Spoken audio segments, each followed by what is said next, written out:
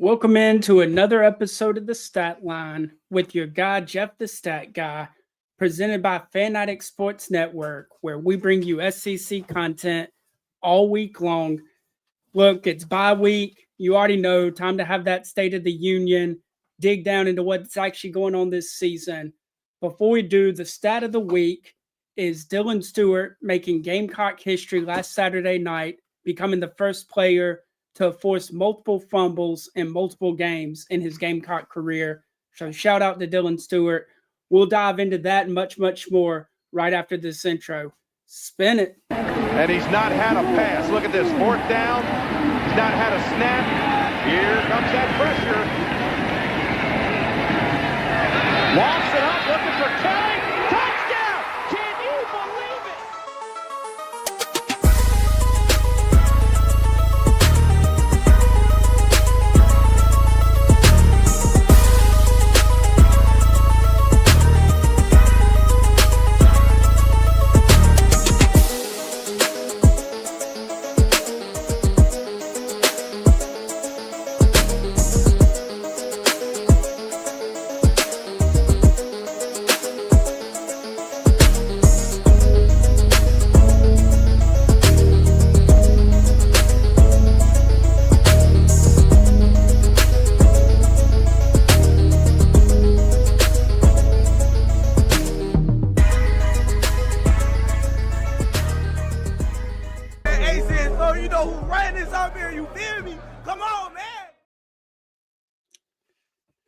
So first, let's start off. Let's talk about this Kentucky game.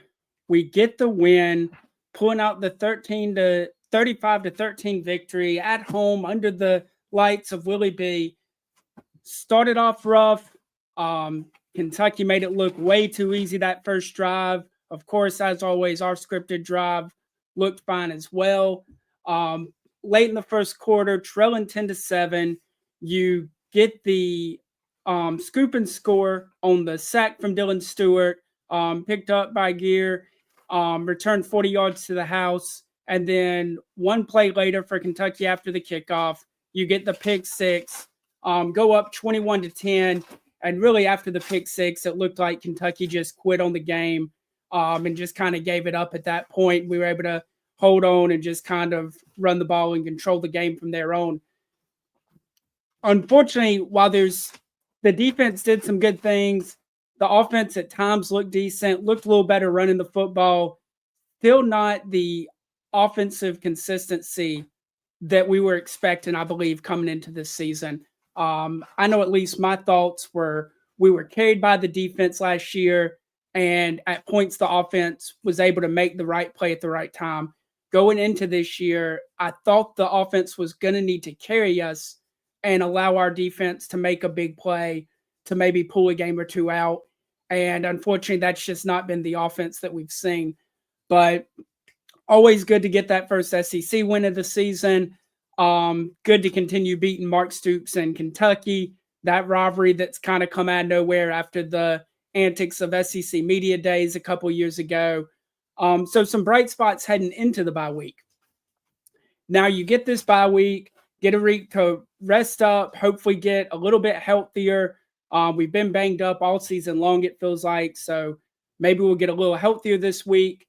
And then next week, it starts the gauntlet. You got at LSU, you get OU at home, you get Bama at home, you go to A&M, and so you go to Ole Miss. And so these next 5 games are, I mean, the whole season makes or breaks itself, honestly, but these next 5 games will determine, are we a playoff team?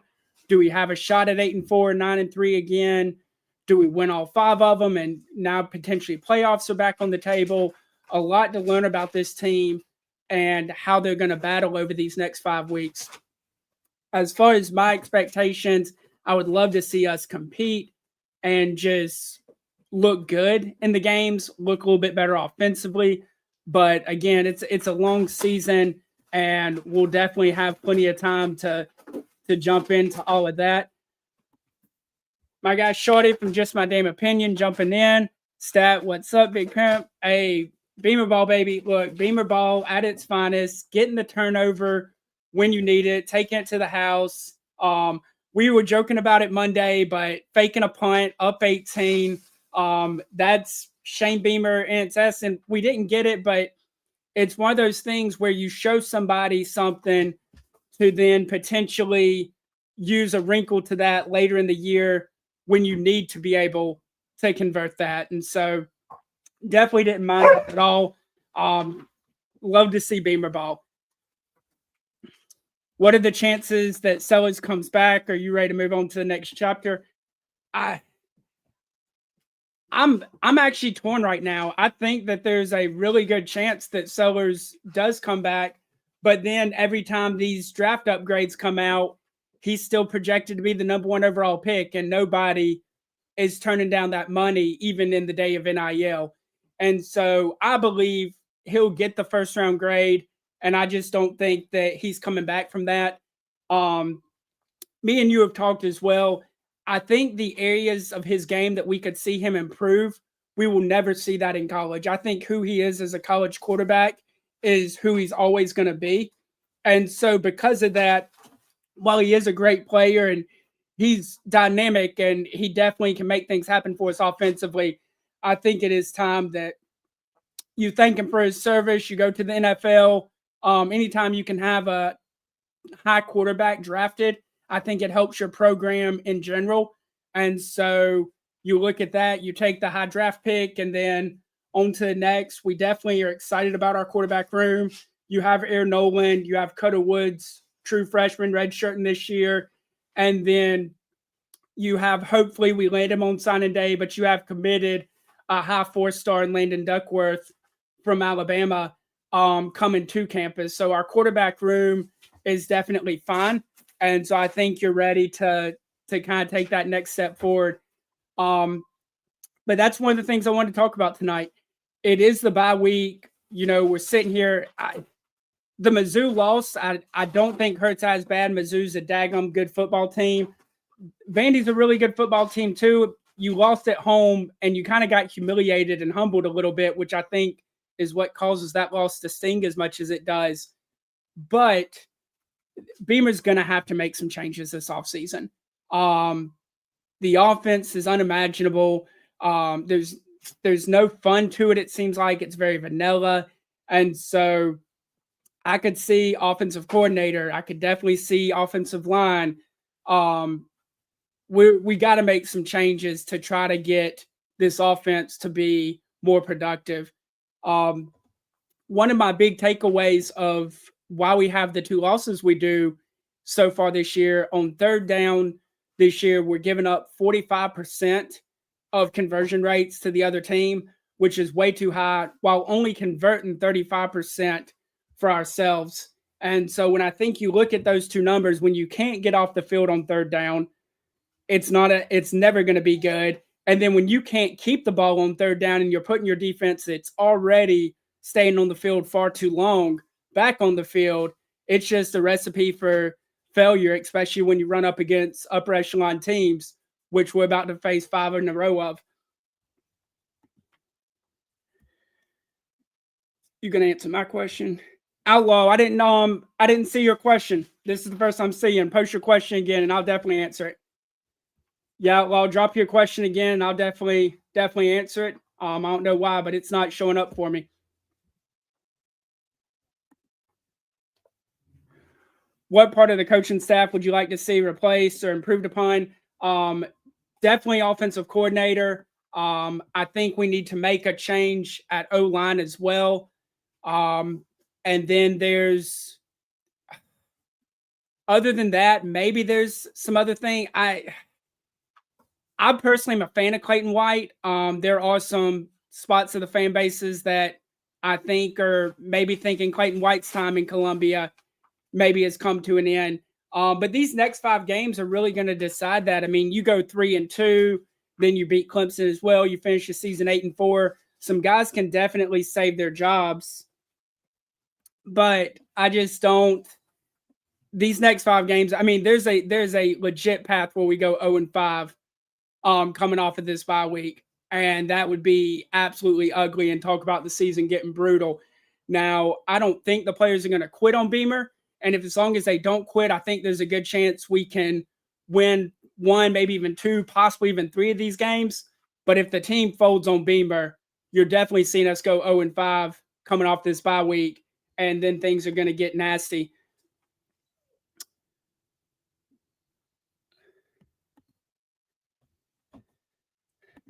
Outlaw. So on Thursdays is just the stat line with me. We talk all things South Carolina football. Coach I is on with me on Mondays and Wednesdays where we do SEC content. Mondays we do reaction to the weekend before. On Wednesdays we do previews and predictions. On Tuesdays you got Respect the Hedges with Coach I and the former Dogs. And then on Thursdays, of course, you got me with the stat line with Jeff the Stat Guy, talking all things Gamecock football. But I think when you talk about going into the bye week, I think a lot of Gamecock fans were sold on it being playoffs or bust heading into this season. Now you're sitting at 3-2, not where you want to be. And so while I think there's a chance for redemption of this season, unfortunately, I think the season and what our expectations for were is already long gone. And so kind of trying to reimagine the season and what you find successful. Before the season, I really wanted 9-3 again, potentially 10-2, go to the playoffs. Now I think we almost have to go 8-4. If we end up going 7-5, it's still okay, but you need to make some changes heading into next year. Anything worse than 7-5 is a horrible, horrible season.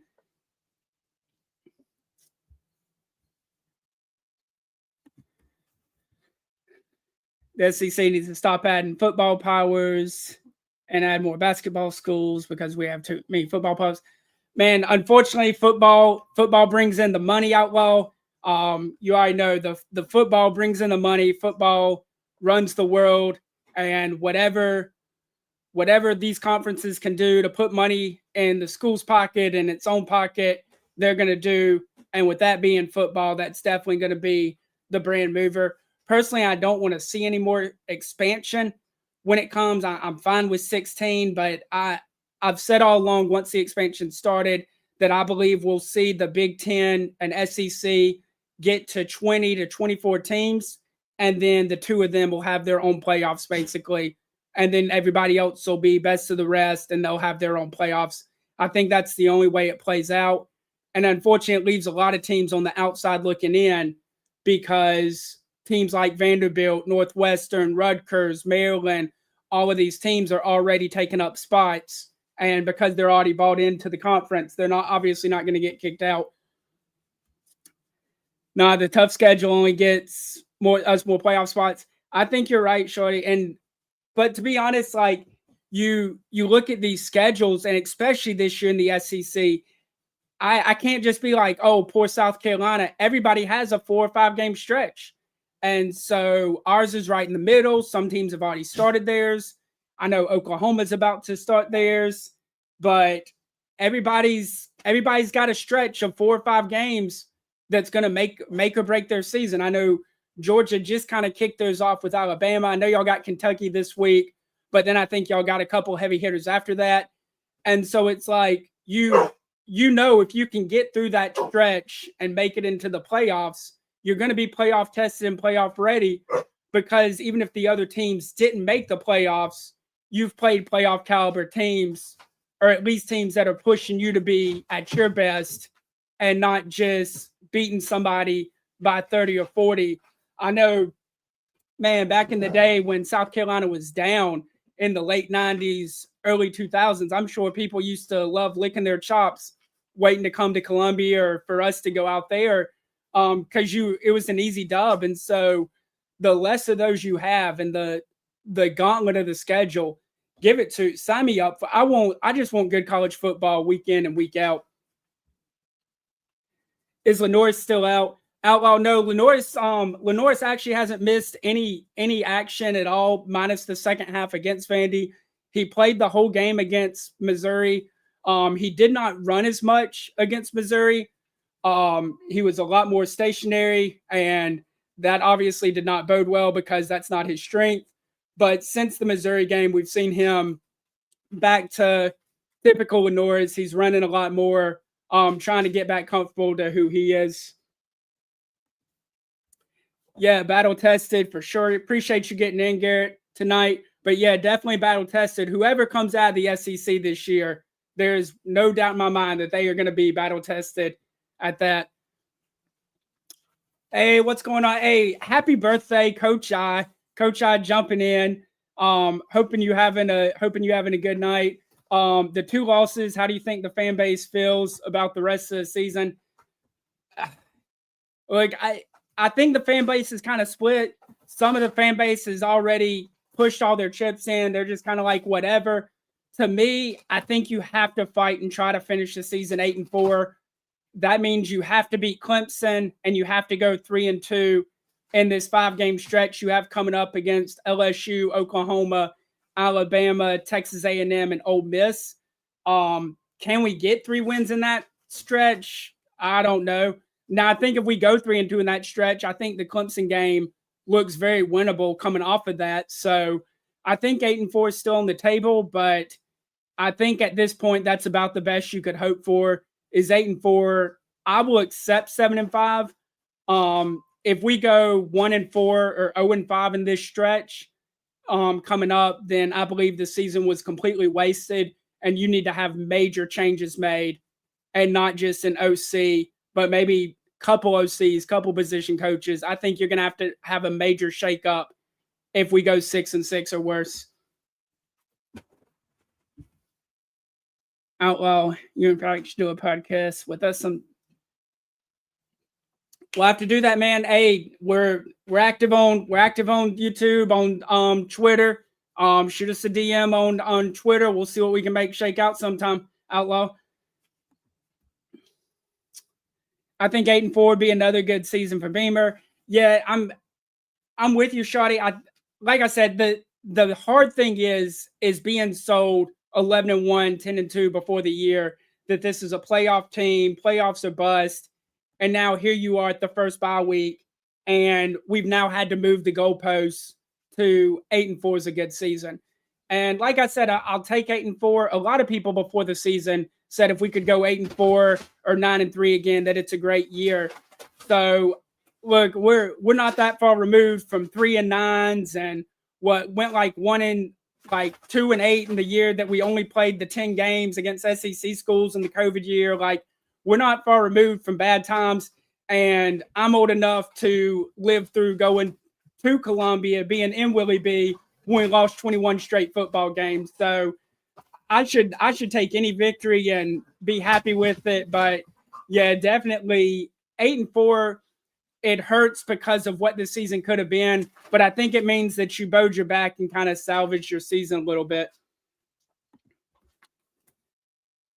They don't need to waste time with, oh man, tough. No friendly love. You won't be battle tested if a bunch of us gives us 3 losses. Yeah, I mean, that's what happened last year. You had Bama, Ole Miss, and South Carolina, all 3 with 3 losses. All 3 teams probably felt they should get in over SMU and Indiana. Maybe they should have, maybe they shouldn't have. But I think the thing is, even with these stretches that everybody's playing, I don't think you're going to see everybody with 3 losses. I think you're still going to have the cream of the crop separate themselves. You'll have a couple teams finish with two losses, maybe some with 1, and they'll get into the playoffs, and it is what it is. But I think they realize how bad the other conferences are.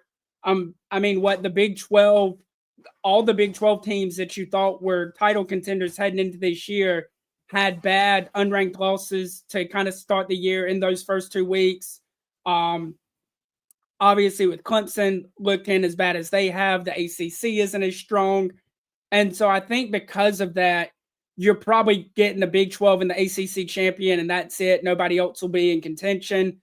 And then the Big 10 does a better job of protecting their ranked teams, not giving them a gauntlet of a schedule.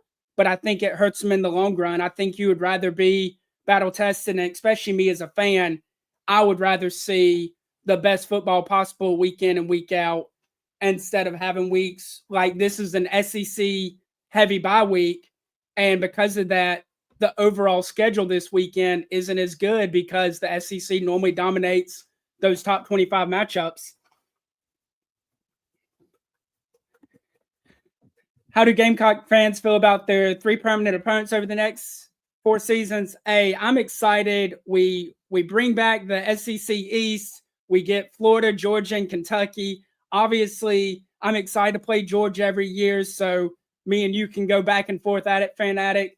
But Kentucky and Florida are ripe for the picking to be 2 free wins over the next 4 years. So I'll definitely take that.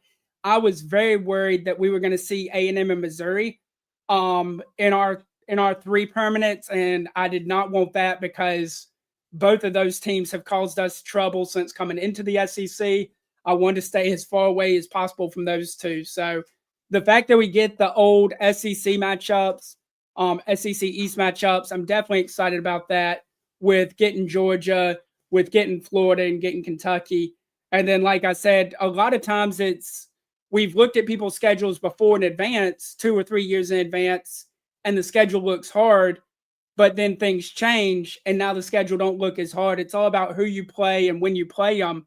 And right now, Florida and Kentucky are 2 programs that are definitely going in the wrong direction. And while Georgia isn't, and they'll probably have South Carolina's number, it's always good when you get to play your friends' teams and talk a bunch of trash in the week leading up to it, even though that'll probably end up bad for me down the road. But no, so if I had to give a prediction from this point on going through, I think that we do somehow pull off 2 wins in this 5-game stretch that we have going on. So we go 2-3. I do think we get Clemson at the end of the year. And of course the win against Coastal, which will allow us to finish 7-5. It's not great, but it could have been a lot worse with how things were looking during Vandy and Missouri. So I think that's how it's going to play out, that we are able to go 2-3. But I think even in doing so and finishing the year 7-5, I think that you see some major changes happening at South Carolina. I think right now the offensive coordinator and the O-line coach are just buying their time. I think both of those positions are replaced in the offseason. And if we can't start getting off the field on 3rd down, Clayton White might be coaching defense somewhere else next year. Obviously, the 45% conversion rate on defense is way too high. So that's something that we're going to have to look at moving forward. And again, back to, I know we run that 4-2. That's kind of Clayton White's bread and butter. We have the athletes for it, but our inability to stop the run is hurting us again. We're back to giving up 144 yards on the ground per game, and that's just not sustainable to win football in the SEC. Which games am I most worried about down the stretch of the season for the Gamecocks? So for me, going down the stretch the rest of the way, I know they're not that great. It's not like their main competition, but miss. I think that game could get ugly. I think Trinidad Chambers has surpassed him in that role. So that Ole Miss offense really, really scares me, and that's probably the game I'm most worried about. And behind that would be the rival game against Clemson. And while Clemson's secondary can get got, while Clemson doesn't run the ball efficiently, or they run the ball good, they just don't run the ball enough. They have a wide receiver playing running back who's just not used to toting it. In the end of the day, it's the Clemson-South Carolina rivalry, and I think they're going to be up for that game no matter what's going on. And it's been a long time coming since we've been able to beat them in Columbia. So those are the 2 that I'm most worried about as far as going in the bad direction for us. Shane Beamer will surprise you and leave for Vitek. Outlaw, that would put a smile on my face. When the job first opened up, it was coming off of our loss to Vandy, and I was all on. He could have left that weekend for that job for all I cared. I was so mad after we got embarrassed at home by Vandy. The more I think about it, the more it just doesn't make sense. But if he wants to go to his father's footsteps and try to build his own legacy there, I'll take it. I think maybe we need a shot in the. I think we definitely need a shot in the arm to our program. I'm hoping it's just with a young OC and something fun on offense. But if it means replacing everybody, then so be it. And you hope you keep as many kids as you can, and that the portal doesn't just absolutely ravish your roster after a coaching change. But the Beamer to Vitek thing actually wouldn't surprise me. I can see a path to both of those things. I actually love Shane Beamer. I'm one of Beamer's biggest supporters. I was on the Beamer train for far too long. But I just think that you can't talk to the fan base all off season and sell the fan base on playoffs or bust all off season and then get beat the way you got beat by Vanderbilt at home. And I know that this isn't your granddaddy's Vanderbilt, but the name on the jersey still says Vanderbilt, and they embarrassed you at home. We hadn't lost to Vanderbilt in 17 years heading into this game. And so that was not a good showing for the boys. There was no effort. And my thing when losses like that happen, sometimes the team's just better than you. They have your number. They run something you can't stop. It is what it is. But when it's an effort thing and you get blown out because of effort, to me, that says something went wrong in practice. The kids weren't ready or they were overlooking it, whatever the case may be. When it's an effort thing, it is 100% on the coaching staff, and that I can't support or get behind. So hopefully they've gotten that out of their system. But end of the day, it's not looking good. And like I said, he's kind of won me back over. But I did have a bad taste in my mouth when you sold me postseason or bust all off season, and then postseason was gone on week 3. Because once we lost to Vandy, I could see the writing on the wall that knowing what we had coming up on the docket, that it wasn't going to be pretty. Lenore's being out, indirectly.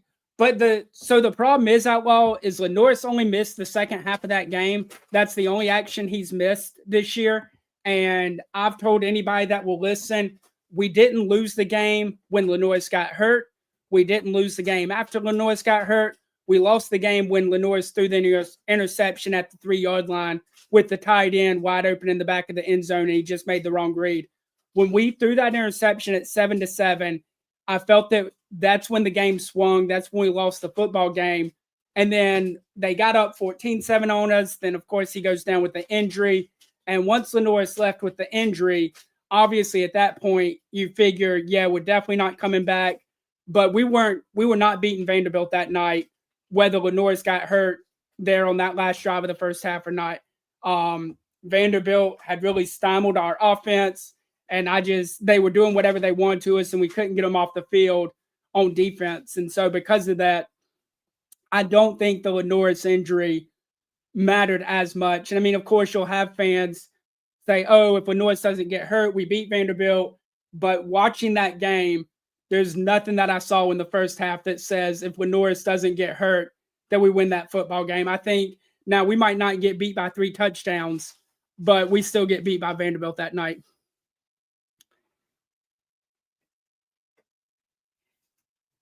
I appreciate the comment, Outlaw, but my deflect to this is Lenore's doesn't play defense. Lenore's isn't the one that was missing tackles. Lenore's isn't the one that was giving up third down conversions. And so when you can't get off the field on defense, it doesn't matter who you have playing quarterback. And so Lenore, we couldn't get off the field. And that's why I said, like, our defense got bullied that entire second half. And so because of that, I don't think it matters who's playing quarterback. It's not like we scored with. It's not like, oh, we scored 14 or 21 in the first half and then they shut us out with the backup in. We couldn't score with Lenoir's in the game. So what makes me believe that we can't score to begin with, that now all of a sudden we're going to start scoring in the second half, or that our defense is going to start making stops and getting off the field?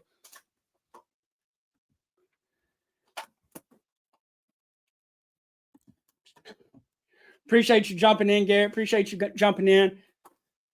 But that's it for tonight, fellas. I just wanted to jump on here real quick, kind of give y'all some of my state of the union, where I think we are. Like I said, I think things are a little bit better than they were a couple weeks ago when we had the Vanderbilt loss, but there's still some areas of concern heading into Columbia. And like I said, we have this 5-game stretch coming up, and we will know a lot more. Not only about, obviously, you'll know more about the football team after the 5-week stretch because the football season will almost be over, but you'll know where this program actually stands and what kind of moves these guys are going to have to make heading into 2026, whether it's coaching changes, a full-off staff rehaul, or what it's going to be. But I appreciate y'all checking in with me. Look, man, Fanatic Sports Network, we're live every Monday through Thursday at 8 p.m. Eastern. Mondays and Wednesdays, you got the Snap Count with me and Coach I. We got guests on every Monday and Wednesday. Mondays is our reaction to the weekend. Wednesdays is previews and predictions. On Tuesday, you got Respect the Hedges with Coach I and all the former dogs, Shorty, JV, CA, C-Rob. You got all the boys in there. And then, of course, on Thursday nights, you got me, Jeff the Stat Guy, hosting the Stat Line, where we talk all things Gamecock football. Y'all make sure y'all hit a like on the video, help the algorithm. If you're on the replay gang, drop a comment. I'm always down to interact with people in the comments. But look, until next time, just remember, around here, it's always go Cox.